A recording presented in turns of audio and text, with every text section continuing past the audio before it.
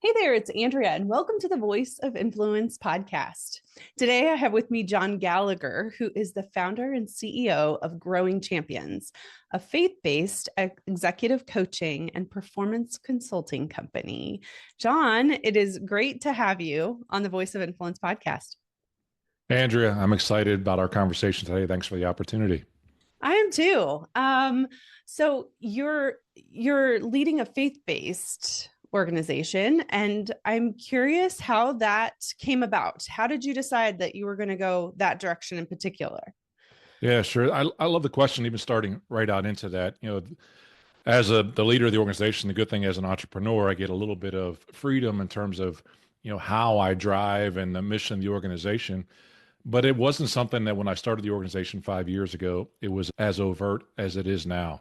I've ultimately come to the realization that if I'm going to run my business in a faith-based way, that ultimately everything belongs to God, and that I should be a faithful steward of those resources, both the gifts, the talents, and the time that I've been given.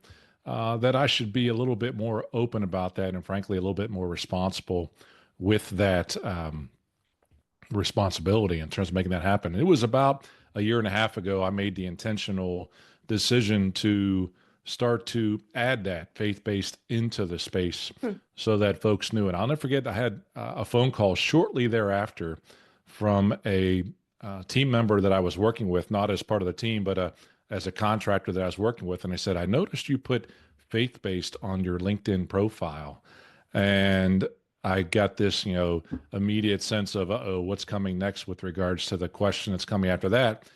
And they said, I wish I had the courage to do that as well and not be as concerned about what was going to happen from a business standpoint inside of that. So the faith-based side is really about what's important to me ultimately, that, my job is to inspire, encourage, and equip leaders that are on their journey, ultimately that it would lead to significant eternal impact. And oftentimes that's talked about as legacy. But in the space that I work, that I have my life in with regards to being a Christian, it becomes very important for me to live those values out on a daily basis as well. It's not to say that I only do business with organizations that are faith-based. It's just that I want to make sure that those who are interested in doing business with me understand what my values are. Mm.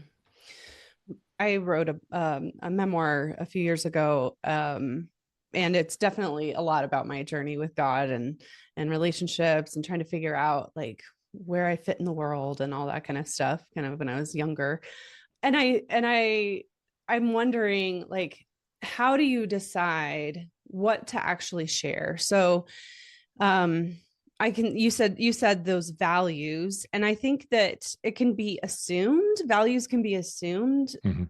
What are those based values?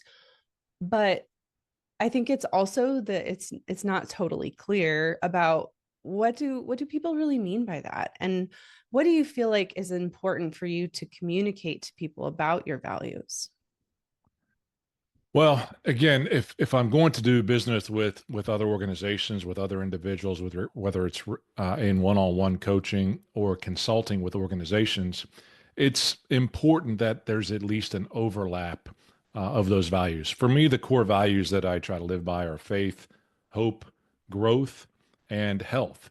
Mm. And in and of themselves, all of those could be uh, defined by a scripture that I've used in terms of the reading that I've done inside the Bible in some of my life. But they're also, frankly, they are values that transcend, if you will, religion or Christianity. That they're values that are important for us to have something to believe in, something to hope for, to be committed to personal growth, the growth of others if you're a team leader, as well as the growth in your business. And then ultimately, for me, it's very important for health. I went on a health improvement journey about 8 years ago when I did have a health scare, and I was overweight significantly. And I just made each one of these values, I've made decisions that, in essence, I'm sick and tired of being sick and tired, and I needed to do something about it. And if I was going to live that out, then I had to write those down. I had to be more formal with those. Look, when it comes to living those out on a daily basis, it's in the disciplines and habits that I create, whether that's a regular prayer time and scripture reading, Bible reading in the morning, or ultimately, again, whether that's in how I'm treating other individuals. You can go through the Bible and find some of the very most basic leadership tips inside the Bible, like the golden rule. You want to treat others the way they want to be treated. If we can just learn to live that way, it doesn't have to necessarily be that only Christians would operate under those values. It comes into, it's just part of being a great human being, and that we should treat each other the way they want to be treated. Absolutely. Yeah. So you went through a significant health journey and decided that you wanted to make a big change. And I think that it's interesting that all of us kind of resist change. We all would rather not have to deal with something that's a big change. But I'm wondering if change has always been something that you've embraced, or have you pushed it away at times and then embraced it? What is your relationship with, personal growth and change? Obviously you're a coach, so I'm sure that there's plenty of embracing, but what's the resistance? Have you ever felt resistance to change? Well, I'd love to sit up here, Andrea, and say that I embrace every change that occurs in my daily life, whatever that means. And I am naturally a resistant to change person. If you look at the DISC personality profile, I'm an SC, and those Cs Okay. like things to be very structured in the same way. I'm a process person, so I appreciate that a good process needs to be evaluated and changed on a regular basis. And change is usually good as long as it doesn't happen to me. Specifically with regards to the health scare that I had years ago. And I think this is frankly how people make the true decision that they're going to change lifestyle, make it a different part. It was that I had to ultimately become uncomfortable with if you will, the discomfort of making the change versus the displeasure of remaining the status quo. I was 80 pounds heavier. I had frankly resigned to the fact that it was genetic and that I was just going to be that way. But I also knew that if I looked at why I wanted to make that change, tying that purpose, tying that burn to why I wanted to change, I really did. I had, at the time, two sons that were just getting ready to graduate from college.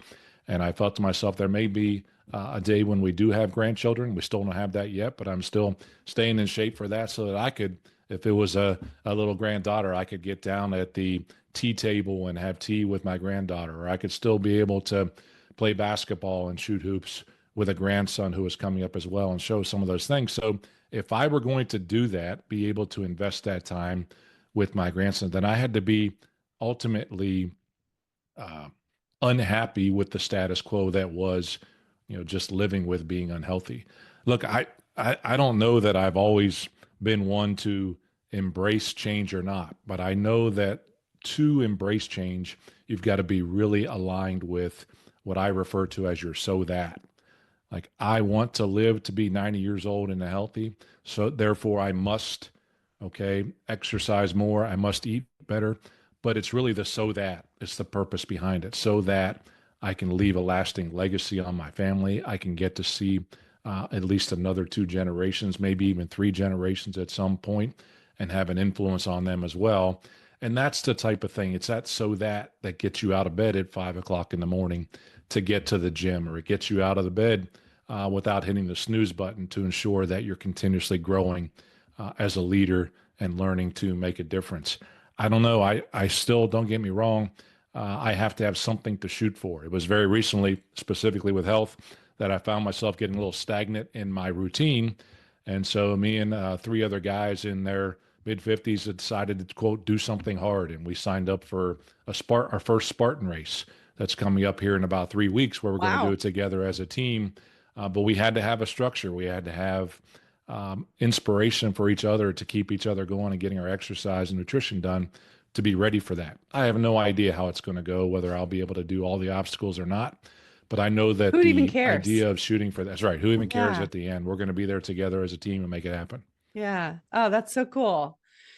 Okay, so like when you're working with leaders and they're struggling to figure out first of all, do they first come to you when they are let me rephrase that and I'll just cut that part out. But So when you're working with leaders, when they first come to you, do they already have this sense of like, I need to make a change and this is why, this is my so what? Or are you finding that there's this general sense and you have to help them find, kind of figure out what they're trying to achieve and why? What do you usually see? Well, I'd love that in being a coach, right? Is that many times if you define a good coach, it's someone who can inspire, encourage, and equip someone to go to a place they couldn't go on their own, right? And so, specific to your question with regards to when they come to me, do they have a great idea of what they need to change? I think they do have an idea that they know they need to change. It's my job to help them become more aware, to help them embrace what that really means. So I use an assessment tool that I have, and I ask the first questions when you come to me. What's the most important thing that I can help you with on your leadership journey? That's the first question that I ask, asking them to answer that assessment. And then I take them through about 3 pages of questions, evaluating where they believe they are in terms of their career, in terms of their fitness, their finances, their friendships, the fun that they have, their faith, all those things that would be considered important to them, and take them through a self-assessment in each of those areas. And then when they get to the end, I ask the same question again. So what area is it that you want me to help you with the most? And I would say about 3/4 of the time when they get to the end, the question is different from when they just started inside of that assessment. So it's making them aware of really Yeah. what those distractions are, what those things are that are keeping them inside the status quo. And, I host a podcast called The Uncommon Leader, keeping them from reaching uncommon. And I think it's just something that it's my job to do, and then to challenge them to get there using a series of tools. Absolutely. What is the goal of the uncommon leader? What's the definition in your mind? Well, so to me, the definition of the uncommon leader is when you get to the end of your life, ultimately you've utilized and exhausted all the gifts that you've been given, that you don't get to a point in time and you stop and you Mm. just say, I'm quote, retired and checking out, but that you continuously grow, utilizing those values, continuously grow and add value as long as you're on this earth. If you got energy left, you got a pulse left to go, then you've got a purpose for being here and making a difference. And I believe that's the uncommon, is that someone who will continue that on, whether it's leaving a legacy with grandchildren or great grandchildren, or frankly, whether that's continuing to quote work in your vocation because you love doing it so much. Mm. Yeah. What do you think that people struggle the most with when it comes to trying to achieve that? What is the biggest hurdle? Yeah, for me, in terms of what I see, especially with those one-on-one clients, but I think also it's with organizations as well. And that's this term I use, distractions. I Mm. mean, we've got these little devices that we use on a daily basis in our hands that are meant to make us more productive than we've ever been in our life. And many times they do, but they also are one of the biggest distractions that keep us from being successful. The second part that I talk about with regards to what keeps them where they are today is complacency. It's the, if you will, the seduction of success. I'm doing okay where I am today, and that's all right. And what I'm really trying to drive forward is and understand with folks is that you are much more capable. Your potential is much higher than what you're utilizing today. And if you can make that decision that you want to utilize that potential, then I can help you. We can help you to close that gap. Mm. Do you find anybody that has, and maybe they don't tend to come to you, or maybe you don't tend to see it a lot, because I think I have heard some people kind of resist the idea that they need to keep pushing. Hmm. That such an interesting, like, I don't know if it's a balance or whatever, but there's two stories to be told. The story of like going for it and going for your potential and continuing and until the end kind of thing. And then there's also the question of rest and when to push and when not to. How do you navigate the two? Love that. Intentionality is the key word for me. Mm. Understanding what you want to create as the leader that you are. And so defining what that looks like. And then I take folks through a process basically of defining what their ideal week would look like if I were moving toward that. Now, again, Andrea, part of what I hear in your question, and you can tell me if I'm way off, is when is enough enough? And should I Sure. always be striving to get better? And just how I'm wired, I believe it is important to strive to get better. We define some point out in the future that identifies perfection. But here's what I know: if we're intentional at moving toward that, we know that while we may never reach perfection, we should be able to achieve excellence. I'll use this as an example. Too many times, individuals will set goals that are realistic goals. Let's go back to fitness specifically. And I'll take you through a story actually that I went through. So it was back in 2012 before I had made the real decision to get change done. But I went in to see a trainer and I said, I know I'm overweight and I just need to make some change. And he said, okay, what weight would you like to be? And I gave him the number. So I think 230 would be a good number for me. I'm a tall guy. I think that'll work out really well. He said, how about 210? I said, oh, I see how this works. I'm negotiating the target of goodness. I said, okay, maybe 225. He said, how about 210? And so he was ultimately making me uncomfortable that even if I never really did get to 210, I wouldn't just be satisfied with getting to a realistic goal of losing 10 pounds. So I never got to 210 with him. I got to 212. But if I would allowed my own goals to sit there and be responsible, I would have stopped at 230 and not been as healthy as I could be. So many times people see the failure is that not achieving the goal. It's just what I believe is the failure is that you're not striving to get close enough to what's really possible. You haven't failed if you only get to 212 and you didn't get to 210. You got 20 pounds. I got 20 pounds closer than I would have if I'd have just gone there on my own. So I think there is a level that says, back to your specific question about the balance. Yes, I absolutely believe rest is important. And I think you schedule that into your week. There's no doubt about it. But I think you do have to stretch. And I think oftentimes it takes a coach or a trainer or a financial advisor that's going to help you stretch and get further than you need to be. I'm a coach, but I also have 3 coaches as well. I have 2 coaches on the business side, and I have a trainer that continues to help me on the physical fitness side because I know that those individuals will help to hold me accountable to the things I need help to be held accountable for. I kind of think this is an interesting topic for also where we're at with technology and where the world's headed with AI and all that kind of stuff. Because it seems to me that we're not going to be able to ignore AI and that we're going to have to figure out what the human role is in AI and how we interact with it, what it means to be human with it. And it seems to me that it's going to cause us to think of new things. Okay, so for example, I have a friend's son was talking to me about what he wants to do when he gets out of high school. And some of the jobs that he mentioned, I was like, I don't know that those things are going to be available to him when this is all said and done. Mm-hmm. And that though he has this idea of what he wants to do, it's probably going to shift. It's probably going to change. And up like his level, all of the way that we interact might have to be more strategic or more, at that a little higher level. Does that make sense?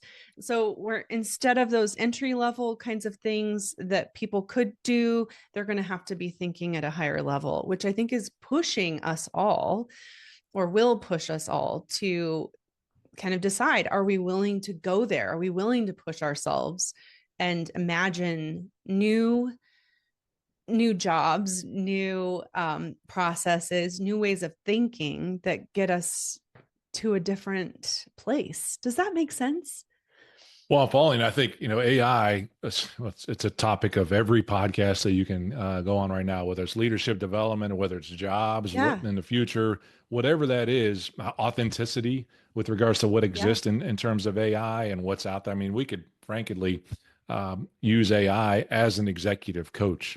What it won't replace is that personal relationship component. Sure. And I could drive down that rabbit hole, but specifically, as you're saying, with regards to being adaptable Yes. and agile to some of the things that are going to change. I think it requires something. I worked for an organization prior to starting my own company that was deep into AI when it came to healthcare.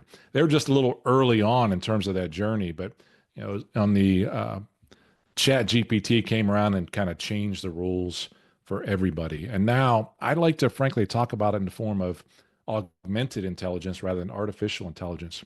We can go ahead and hide under a rock if we Mm-hmm. want to and try to avoid AI completely, Mm-hmm. but I don't think that's the right strategy. I think we can use AI to help augment some of the things that we're really good at. I find the use of AI to be very powerful in many different ways, whether it's helping me with my own grammar on how I'm doing things, or frankly, being able to say something to the effect of I want to write a job description for this type of role, and it would include these types of responsibilities. Can you help me to draft something that would be very effective? And it gives me something in 30 seconds that frankly would take me 8 hours to get done. So it's augmenting the idea, it's lifting the ideas that I have and going forward. And I want to be careful because I don't want that to upend the apple cart, so to speak, of authenticity and keeping our voice that is there. But look, I don't think we've even scratched the surface Mm-hmm. with regards to what's coming with regards to AI as well, and some of the value that can add. Last thing, from a faith standpoint, I also understand if you go scriptural again, all things are created for the good of God, but there is evil in this world, and some people will misuse it. And we have to be very aware of that and understand when that's happening. So that requires us, even you take the skill side and new jobs in the future, take that out. We have to be able to understand when it's being used in a way that's not good for us as well. Yeah, that's right. I mean, like you were saying, the whole idea of the distraction. I think Hmm. even AI, when I've been using it, there have been times when I realize I've gone down a rabbit hole of sorts in trying to get it to do something that maybe in the end I should have just pulled back and taken a walk and did my own creative thinking. Hmm. It would have Absolutely. saved me more time. but but yeah, I think it just seems like it's just another thing that we're going to have to figure out how to deal with. But I guess, going back to that whole idea of change and willingness and openness to change and being adaptable, like you said, um, it does seem like that quality in people, we need to keep cultivating for ourselves and keep ourselves open to growth, and as well as encouraging that in others. So the encouraging that in others piece, when you see somebody else, or when let's say you're working with a leader and they're having a hard time getting everybody else to embrace a change, or realize that we're going to have to move forward with something, what kinds of things do you encourage them to try to help their teams be able to embrace change better? Yeah, so let's assume on the front we kind of talked about that, so that right, they've got the Yeah. vision set in place, they've established what the organization's core values are. Then I think the next step really is to create what I refer to as the dashboard. What you measure, you can manage. I mean, that's an old Peter Drucker quote in terms of making that happen. But what you don't measure, you accept. And so the vision is very important, but how do you develop a scorecard where the team knows if they're winning or not? And so I encourage leaders to develop what that scorecard looks like. I call it a KPI, or key performance indicator tracker, that looks at their metrics, their key business metrics by month, but it also measures the behaviors, to your point, that they're looking for as well. So if they want to get engagement inside of their organization, how are they measuring engagement on a regular basis as well? And I would, finish up with this in terms of those drivers might be regular one-on-one meetings with your boss, or daily huddles around the scoreboard to see what's happening. Am I holding those daily huddles so that folks can feel like they're involved? But I know this: if you can't tell visually from 5 seconds and 5 feet, it turns into uh, wallpaper really soon in terms of understanding that. And if they don't see the leader uh, embracing some of those behaviors that need to change as well, it will go by the wayside. I talk about this framework terms of organizational development, there's really these four sticks. There's the first stick of developing yourself as the leader. The second stick is developing your team. The third stick is developing structures and processes. And the fourth stick is impact. You've got to make a decision. Stick one, you're committed to developing yourself. John Maxwell refers to it as the law of the lid. You don't want to be the lid on your organization from a leadership standpoint. And if you have individuals on your team that are growing at a rate faster than you are, there are really two things that can happen. They're either going to fall back because they're not being recognized for that growth inside of their organization, or they're going to leave and they're going to go to a different organization and make that happen. So you've got to make that decision, develop yourself. And the way you do that as a leader is to model the behaviors that you're looking for in your team members. Mm. Yeah. That makes sense. I mean, if people don't see it, they're not going to feel like it's real and that you're serious about it. Well, and back to that distractions. I mean, look, many leaders, we start to win and we get too many other things going on. Okay. We'll start to think, hey, we can do this and we can do that. And when you design the solutions, I think focus is so important. You can do anything you want. You just can't do everything you want. So as the leader, it's your job to keep the team focused on the critical things that are most important to the performance. Many times we'll have 10, 12, 15 different initiatives going on inside the organization that we don't have the capacity or bandwidth to be able to handle. So the leader has got to be relentless in working with the team to focus on those 3 to 4 things that are most important to the organization. Mm-hmm. Have you done much work with people who are leading together? So like 2 people at a time, partners, or 2 leaders that are working together, and maybe one is really committed to growth and the other one might not see it or understand it. Or you're smiling, so I'm assuming you have. I'm smiling because as I just get off some phone calls yesterday with a client that I work with, a large electrical contractor company that is run by 3 brothers. 2 of them are co-CEOs and one is kind of another chief position. So you have 3 brothers with 3 different personalities, and really working with them to understand that those different personalities done correctly can actually complement the team. We don't want everybody to think exactly the same way. And so a good deal of my energy is working with them to make sure they're working in their areas of strength, to make sure they're working in their areas of passion to have the biggest impact on their teams, knowing still that they have one vision inside the organization but again, to your point, one of them might be really good and excited about change, and one of them might not be as excited about making a bunch of change. Okay, that type of role and not a bunch of change might be good for finance. Okay, you don't need a whole lot of disruptive change in your finance area. You need to be steady. You need to be able to provide information on a timely basis. But if you're looking to design new products, you may want that individual that's in the space of needing change. Look, there's no doubt you have to have them both align with, we need the organization to change to get better. But recognizing what their strengths are, what they're passionate about, and ultimately the area in which they can have the most impact on the organization is so critical. There can be nothing worse than having all innovative people on a leadership team and nobody that has an analytical mind or a strategic mind to make things happen.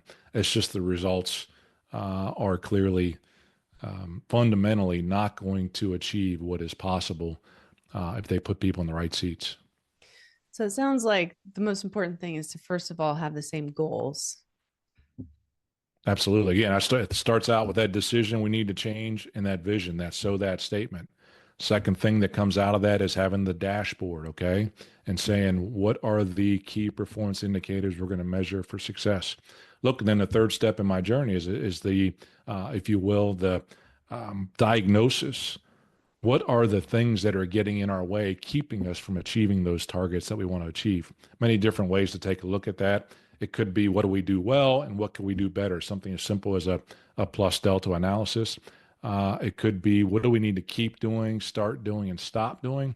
A lot of different frameworks that can be used to identify where those things are. But ultimately, you have to understand that if you don't if you're, in essence, hiding what you believe are your weaknesses, or also not leveraging on those things that you're strong with, you're not going to achieve those targets. You may achieve them once in a while, but they're not going to be sustainable over the long term. Mm. And what about if there's a conflict around whether or not to have to shoot for a certain thing, to have that certain goal? Like, um, how do you approach misalignment when it comes to Mm. that? Just like the ultimate goal. Yeah, I wish there was a perfect answer to all those things. I mean, if that Yeah. everybody would say, yeah, these are exactly the metrics that we want to use, but it's a series of prioritization. So one of the, there's a couple different tools that I talk about. One of them is I call it a pick chart, ultimately where they're looking at the impact that it has on the vision, as well as the effort that's going to be required to achieve that. And you start to look for those things that are, low effort, high impact. Not always things that are there, but I think what is most important is low impact on the vision, high effort. Like there may be, so many times organizations will have these pet projects from an individual or leader that they want to do, but when you can show visually, ultimately, that it has a low impact on the vision you're trying to create, and high effort to get there, it's going to take resources to get there. It's a way to help at least visually say, I don't think we should be working on this one at that point in time. It's not to say that it's still easy, especially when it's a family type environment, or again, two leaders working on the same thing. But you have to be able to visually see which of those things that are going to make a difference. The other tool that I use is a very simple multi-vote, where individuals will be able to place how many votes they want to on each of the metrics that are there, and that helps us to get there. Ultimately, it's not a democracy. It's not going to be the majority rules. Maybe sometimes that it does, but you got to really look at what are the things that are going to be most impactful on the vision. Back to that statement, you can do anything you want. You just can't do everything you want. I remember a story. Went into work with a healthcare system, and started talking to them. I said, could you just list out, they had a team of 7 people. Could you just list out all of the initiatives that you have going on right now? They listed 45 big projects that they were working on within like an hour. And that within those projects are some pet projects and things like that. But through a systematic problem solving process that I helped them go, we got it down to 7. And those other, quote, 38, they may not go and say no forever. It's like, it's just not now. We've got to get these 7 things done now that are going to have the most impact. And then I refer to the other things that kind of sit out here in the parking lot. Once you get 1 or 2 of these things done, you can pull more things in. Mm-hmm. But until you can get really good at managing a few things, why would you want to be really mediocre at managing a lot of things? It just doesn't work. Mm-hmm. And I know that a lot of leaders, companies, people that are working in companies are feeling overwhelmed. They might feel stretched thin, and I don't know that that's really going to go away. Obviously, might be able to use some AI to help relieve some of that burden, but in terms of just the immediate and leaders that are feeling overwhelmed themselves, and then seeing people feel overwhelmed in their organizations, what kind of advice do you want to give to them? Yeah, so now you're talking about that third stick again, right? They are developing themselves, they're developing their team, and they're still feeling overwhelmed. That's where that third step, structures and processes, comes into play. Because I often say that if you imagine if you will, rolling a ball up a hill. Okay, everything worth doing is uphill, and you're moving it toward that target, that ideal state that you want. But you get to a certain point, and you're complete with the project. Like, oh, we're done with that one. Let's move on to the next one. You walk away from the ball, and what happens? It rolls back downhill again. And so you've got to put a wedge in place. And I call that wedge that structure and processes, those disciplines, those frameworks that allow you to train other individuals by training them how to do that process or that structure, so that when you walk away from it as the leader, it won't roll back downhill again. It'll be held in place. And you got a chance to go in periodically to check and make sure we're still doing it that way. If you have an organization that, does things, you have 7 different leaders doing things 7 different ways, it's going to be very difficult. Oftentimes that wedge, if you will, that structure or process, people see that as restricting to them. Hey, you're making me feel like a robot to get things done. When really, if you can put that discipline in place, that wedge, including your own daily habits, what's your morning routine look like? It sets you up for success in so many other areas. It frees you up to get things done. A healthcare example would be how you room a patient. Okay, and you've probably been in a doctor's office before, or many times, and sometimes they take your blood pressure with a mechanical blood pressure cuff. Sometimes they use an electronic one. Sometimes they write the result down on paper. Sometimes they put it in the computer. Sometimes they just remember it in their heads, and they're going to improve it later on. If you allow all the different people to do all those things in different ways, as a physician, when the information's coming to you in so many different ways, how can you be the empathetic physician, or let's just bring it to leadership? How can you be the empathetic leader that you need to be to develop others when there's so many different things coming at you? So the standardization of key processes and structures is so important to keep those gains, to keep those wins, and not floating backward. When I think about it, good intention, because I think all organizations have good intentions in terms of getting, but good intention with that bad discipline leads to excuses. But good discipline with good intention leads to excellence. And that discipline is those structures and processes and repeatability inside your business, removing variation. That was certainly something that I had to learn the hard way when I first started really with my own business, because I tend to be more creative, and so to put structure around things was difficult. But I definitely learned that if I didn't do that, like you said, the ball starts rolling back down the hill again. It's a great analogy, great image. And you start to embrace it, and you're like, oh, life is a little easier, actually. Right. Go Creatives, look, this is not a judgment. I'm not a creative type necessarily. Creatives have a tendency, right, of like just disliking structure, disliking process. Yeah. But if you get them to sit down and talk about how they're creative, they have a process for being creative as well. I mean, it's in that space. So take the noise, take all the distractions, standardize those things, either deselect them, stop doing them, right? Delegate those to somebody else, defer them out. I don't need to work on that today, or deconstruct it in terms of making it more efficient or automating it, but get those things out of the way so you can focus on what's most important to you, and just do it. Yeah. Absolutely. Yeah. So I've got a few questions for you here at the end that have to do with the theme of our podcast, which is voice of influence, help shape the future. And the first question I have is, when you were young, when did you first realize that you actually could help shape the future, that you had agency, that you could make something happen? Wow. Well, young is a relative word. So let's use young in the framework of my career. Okay. And I'll never forget when I truly got the opportunity at age 28, where promoted to a true leadership role, and it ended up being a pretty big leadership role. Frankly, as a result of influence, I really didn't know intentionally that I was creating. I was building relationships with individuals, and it happened. But I know that for me, when I had a boss who had faith in me and told me when he came in and said, "So we're going to make you the manager of this facility, and it's because we believe in you." So it was that encouragement of others that ultimately helped me to realize that I had some level of influence. And then that leader, who's still a mentor and friend to me now, some 30 years later, sat down with me and gave me my first leadership book. I didn't even know how to spell leadership, but he gave me the 21 Irrefutable Laws of Leadership by John Maxwell, and we reviewed that book chapter by chapter. And it was when I started to read that, because I was at a point, I had gotten out of college, and I'm like, I'm done. I don't have to read anymore. Yeah. I don't have to study. I'm like, I've already arrived.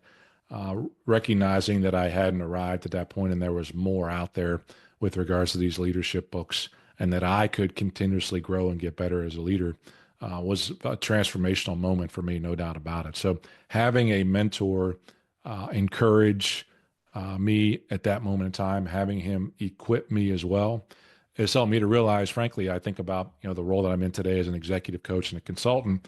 And I'd love to say that I thought of this quote, but it wasn't. I learned it from Rory Vaden, who said, "You're most powerfully positioned to help the person that you used to be." And I was the person in that chair that didn't realize the influence that I had, didn't realize the potential that I had. But through inspiring, encouraging, and equipping other leaders, I can help them to see the potential they have to make that difference. Absolutely. Yeah. Well, and this sounds like this next question will be really related to what you were just talking about. But with the mentors that you've had throughout the years, is there Mm-hmm. anything in particular that you're like, yeah, not just for coaching, but like mentoring? What practice or thing that they do that you really wanted to carry forward in what you and how you mentor? Love it. Mentors. I think the difference in like a coach, if you will, and a mentor, or either way you look at it, mentors got that wisdom of experiences that you didn't have.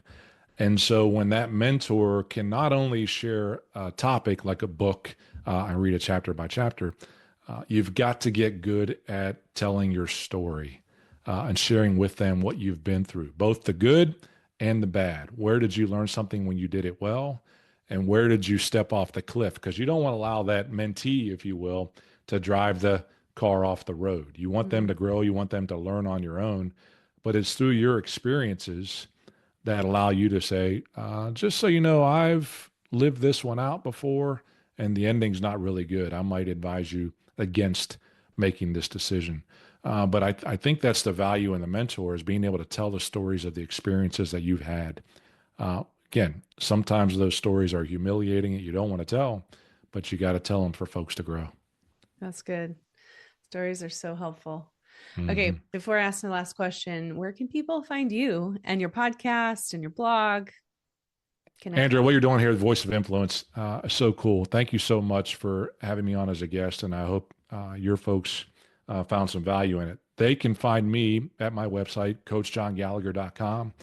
And if they're interested in learning more about some of the things that we talked about, there's a tab there to schedule a free call for any of your listeners that we can have just to talk about what their goals are and what is that one thing that's getting in their way right now that they might be able to change to reach the next level in their leadership. I also appreciate you identifying. You can find my blog on that page as well. It's called The Champions Brew. It comes out every Friday. And I am the host of the Uncommon Leader podcast, where I get a chance really to interview other uncommon leaders about their journey and share some of their wisdom and almost act as mentors through the microphone to help other leaders grow, which is really cool. And I mean, the usual LinkedIn, social media, you can find me there, and Instagram. That's our Coach John Gallagher. Great. And we'll link to that in the show notes. Okay. So my last question for you. If you could offer one challenge to someone who wants to help shape the future, what would it be? Wow, a challenge for an individual to help shape the future. Look, one of the disciplines that I've had that changed my life, many times people say, and I think reading is huge for me. Leaders are readers as well in terms of their own personal growth. But many times people say, I'm just not a reader. I can't get things done. I'd like them to change that mindset and to become a reader, but really take the discipline of the 10-page a day challenge. Just read 10 pages a day in a leadership book of your choice. Want to go to a powerful one? Try the 21 Irrefutable Laws of Leadership by John Maxwell. If you can just read 10 pages a day in a leadership book, most leadership books are going to be 220, 240 pages. You're going to read 12 books a year. The power in the reading and your own personal development, especially as a young leader and recognizing that, if you can get to reading 12 books a year, I know you have to apply many of those things.